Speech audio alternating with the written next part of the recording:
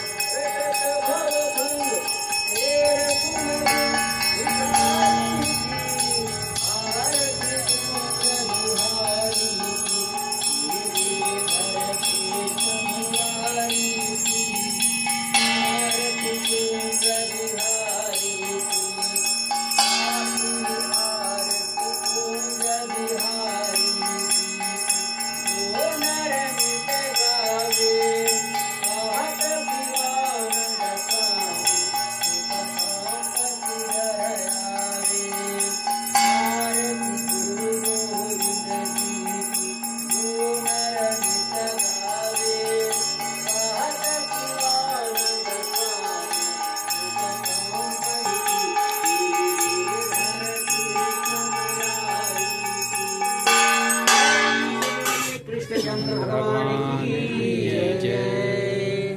हरि ओम कपूर गौरम करुणावतारम संसार सारम भुजगेन्द्रहारम सदा वसंतम हृदयारविंदे भवम भवानी सरितम नमामि। त्वमेव माता च पिता त्वमेव, त्वमेव बन्धु सखा त्वमेव, त्वमेव विद्या दृढं त्वमेव, त्वमेव सर्वं मम देव देव। गुरुर्ब्रह्मा गुरुर्विष्णु गुरुर्देवो महेश्वर, गुरुर् साक्षात् परब्रह्म तस्मै श्री गुरुवे नमः। श्री कृष्ण गोविंद हरे मुरारी, हे नाथ नारायण वासुदेव, पावन बना दो हे देव सबीत। प्रेम से बोले कृष्णचंद्र भगवान की जय। हरि ओम ज्ञानवाणी यादृतानि सर्वाणि नश्यन्ति प्रतिक्षणां पदे पदे।